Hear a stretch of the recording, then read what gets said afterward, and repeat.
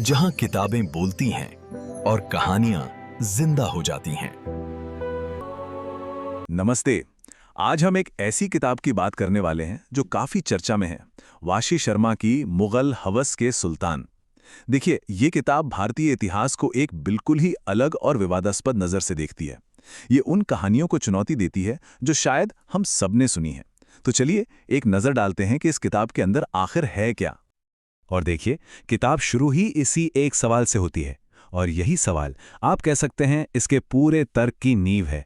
ये सवाल सीधे सीधे उस इतिहास पर उंगली उठाता है जो हमें स्कूलों में पढ़ाया गया है, और ये सोचने पर मजबूर करता है कि क्या वो कहानी पूरी सच्चाई थी। तो फिर इस किताब का मेन आर्ग्यूमेंट है क्या? लेखक का मानना है कि भारत में मुस्लिम शासन के इतिहास को बहुत हद तक व्हाइट वॉश किया गया है। मतलब उसकी एक ऐसी तस्वीर पेश की गई है जिसमें से कई कड़वी सच्चाइयों को जानबूझकर हटा दिया गया है। इसको थोड़ा और खोलकर समझते हैं। लेखक का तर्क यह है कि इतिहास को इस तरह से पेश किया गया कि आक्रमणकारी भी बड़े उदार शासक लगने लगे। किताब ये भी कहती है कि जिन्हें 1000 साल के हमले कहा जाना चाहिए था, उन्हें बड़े आराम से 1000 साल की सल्तनत का नाम दे दिया गया और हमलावरों को ही भारत का राजा मान लिया गया। अच्छा, अब अपने इस तर्क को साबित करने के लिए किताब सबसे पहले मुगल सिंहासन से जुड़े एक पैटर्न पर हमारा ध्यान खींचती है, और ये पैटर्न है सत्ता के लिए होने वाली लगातार और बेहद क्रूर हिंसा का। किताब के मुताबिक ये टाइमलाइन दिखाती है कि सिंहासन का रास्ता हमेशा अपनों के ही खून से होकर गुजरता था, चाहे हुमायूं का अपने भाई को अंधा करना हो, या फिर औरंगजेब का अपने पिता को ही जेल में डाल देना और अपने भाई का सरेआम सरकलम करवा देना। किताब कहती है कि यह पैटर्न पीढ़ी दर पीढ़ी चलता रहा। और यहाँ एक बहुत ज़रूरी बात है, किताब इन घटनाओं को कोई इक्का दुक्का घटना नहीं मानती, बल्कि उसका तर्क ये है कि ये इस राजवंश की सत्ता संरचना का एक ज़रूरी हिस्सा था। मतलब ये कोई संयोग नहीं था, ये एक तरह का नियम बन चुका था। हिंसा और सत्ता संघर्ष के बाद अब आते हैं किताब के दूसरे और शायद सबसे विवादास्पद दावे पर। यह दावा जुड़ा है हरम की दुनिया से और यौन आचरण से, जिसे लेखक ने हवस का नाम दिया है। अब इस हिस्से को समझने के लिए लेखक का इस्तेमाल किया हुआ एक शब्द जानना जरूरी है, लौंडेबाज। किताब एक बहुत बड़ा और चौंकाने वाला दावा करती है कि हिंदुस्तान का हर मुस्लिम सुल्तान समलैंगिक लौंडेबाज था।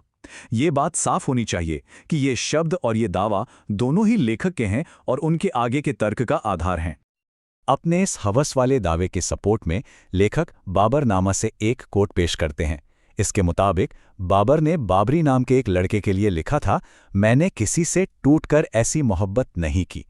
किताब इसे एक बड़े सबूत के तौर पर पेश करती है। पर बात सिर्फ यहीं खत्म नहीं होती। किताब और भी कई गंभीर आरोप लगाती है, जैसे हरम में हजारों जीती हुई महिलाओं को रखना, अकबर का मीना बाजारों का इस्तेमाल महिलाओं को चुनने के लिए करना, और तो और हरम में लड़कों के लिए अलग सेक्शन होना। किताब के अनुसार ये सब उस दौर की एक बड़ी और अंधेरी सच्चाई का हिस्सा थे। चलिए अब जरा अकबर की बात करते हैं। अकबर को अक्सर सबसे उदार, सबसे सेक्युलर मुगल शासक माना जाता है ना? लेकिन ये किताब उनकी इस छवि पर बहुत गंभीर सवाल खड़े करती है और एक बिल्कुल ही अलग कहानी बताती है। तो यहाँ पर अकबर की दो बिल्कुल अलग अलग तस्वीरें सामने आती हैं।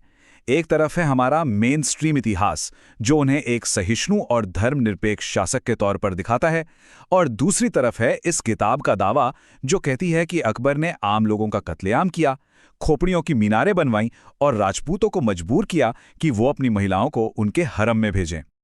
अकबर की इस उदार छवि के खिलाफ अपने तर्क को और मजबूत करने के लिए किताब एक बहुत ही खास ऐतिहासिक घटना पर हमारा ध्यान खींचती है, और वो है 1568 में चित्तौड़ की घेराबंदी। जरा इस नंबर पर गौर कीजिए, 30,000। ये संख्या किताब के दावे की गंभीरता को बताती है। सोर्स का आरोप है कि चित्तौड़ जीतने के बाद अकबर ने सिर्फ एक दिन में 30,000 निहत्थे लोगों का कत्ल करने का हुक्म दिया था। ये किताब का अकबर पर लगाया गया सबसे गंभीर और चौंकाने वाला आरोप है। तो इतने सारे विवादास्पद दावे और इतने चौंकाने वाले आरोप, सवाल उठता है कि आखिर लेखक ये सब क्यों लिख रहा है? इस किताब को लिखने का मकसद क्या है? किताब का आखिरी हिस्सा इसी सवाल का जवाब देता है। देखिए, किताब की भूमिका में लेखक अपने इरादे साफ कर देते हैं। उनका पहला मकसद तो उस इतिहास को सामने लाना है जिसे वो खूनी और वाइट वॉश्ड मानते हैं। इसके बाद वो हिंदुओं से अपील करते हैं कि वो अतीत से सीखें, साथ ही वो भारतीय मुसलमानों को भी ये सलाह देते हैं कि वो इस विरासत को छोड़कर अपने असली पुरखों जैसे महाराणा प्रताप और शिवाजी से जुड़ें, और आखिर में उनका लक्ष्य भारतीय इतिहास के सेकुलर नजरिए को चुनौती देना है। तो अंत में ये किताब हमें एक बड़े सवाल के साथ छोड़ जाती है। ये एक ऐसे इतिहास की बात करती है जिसे या तो भुला दिया गया है या फिर जानबूझकर छिपा दिया गया है। और ये सोचने वाली बात है कि आज के समय में इतिहास के ऐसे दूसरे आख्यानों की हमारे समाज और हमारी अपनी पहचान को समझने में आखिर क्या भूमिका हो सकती है।